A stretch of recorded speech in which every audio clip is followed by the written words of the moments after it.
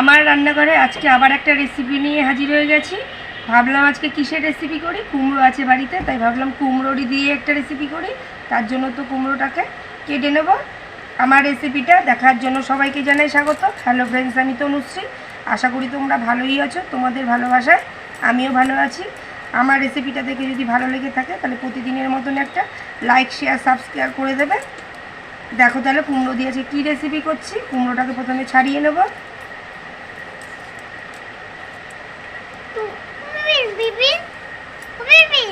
পাতলা পাতলা করে একদম কেটে নেব। এরকম করে পাতলা পাতলা করে কেটে নেব।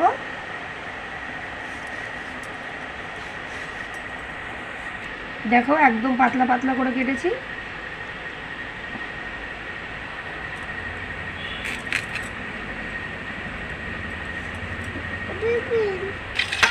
কুমড়োগুলোকে দেখো পাতলা পাতলা করে কেটে নিয়েছি। আজকে কুমড়োর ভর্তা বানাবো, তার জন্যই কুমড়োটাকে এরকমভাবে কেটেছি।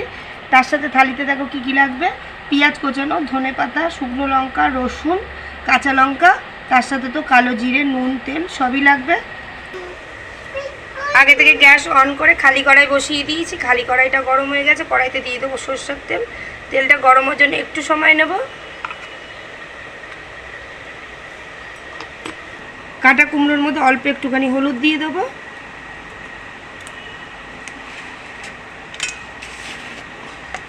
দিয়ে দেবো নুন।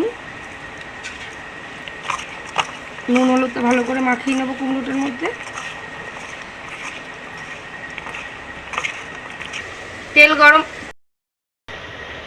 তেল গরম হয়ে গেছে, তেলের মধ্যে দিয়ে দেবো নুন হলুদ মাখানো কুমড়োগুলো দিয়ে দিয়েছি। এবার তার মধ্যে দিয়ে দেবো কেটে রাখা রসুনটাও,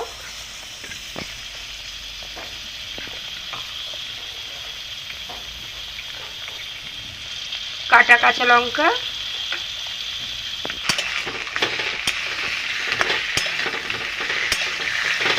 নেড়ে চেড়ে মিশিয়ে নিয়েছি।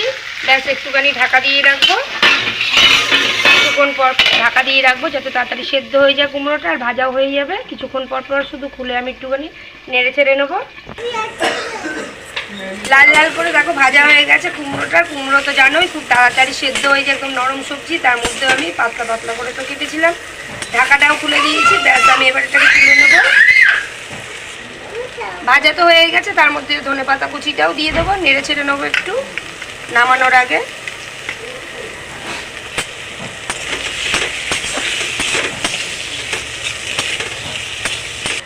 ধনে পাতাটা দিয়েও নেড়ে ছেড়ে নিয়েছি। দেখো ধনে পাতাটা ভাজা ভাজা হয়ে গেছে। এবার আমি সব সমেত নামিয়ে নেব।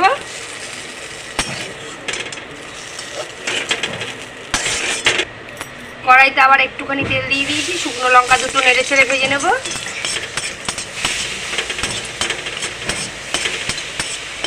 শুকনো লঙ্কাটা ভাজা হয়ে গেছে লাল করে। শুকনো লঙ্কাটাকে তুলে নেব। তেলের মধ্যে দিয়ে দেবো কাটা পেঁয়াজ,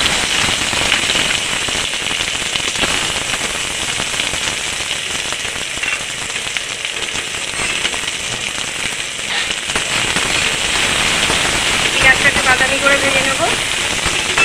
পেঁয়াজটা ভাজতে ভাজতে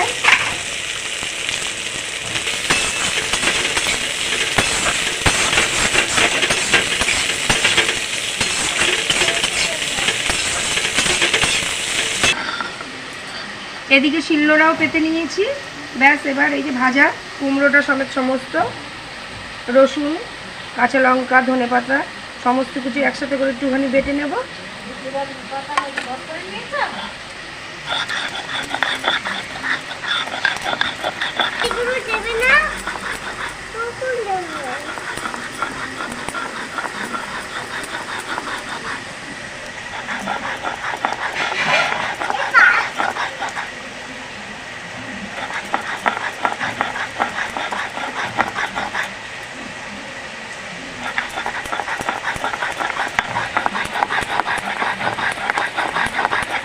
কুমড়োটা বাটা হয়ে গেছে, ভাজা লঙ্কাটাও একসাথে ভেজে নেব।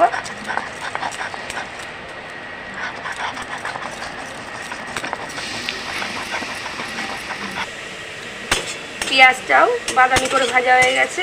এবার আমি পেঁয়াজ আর এই কালো জিরে এটাকেও বেটে নেব।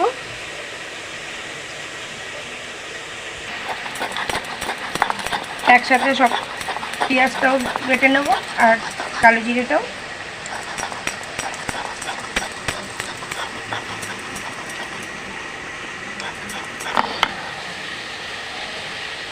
সব একসাথে করে একটুখানি মেখে নেব। ব্যাস তৈরি কুমড়োর ভর্তা। গরম গরম ভাতের সাথে খুবই ভালো লাগে।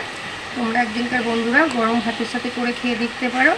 আশা করি এরপরে আর কিছু লাগবে না। এটা এমন একটাই ভর্তা, আর আমি তো বলেই থাকি ভালোবেসে, তোমরা সবসময় আমার রেসিপি দেখে একদিন করে কেমন হয়েছে সেটাও তোমরা কমেন্ট করে জানিও।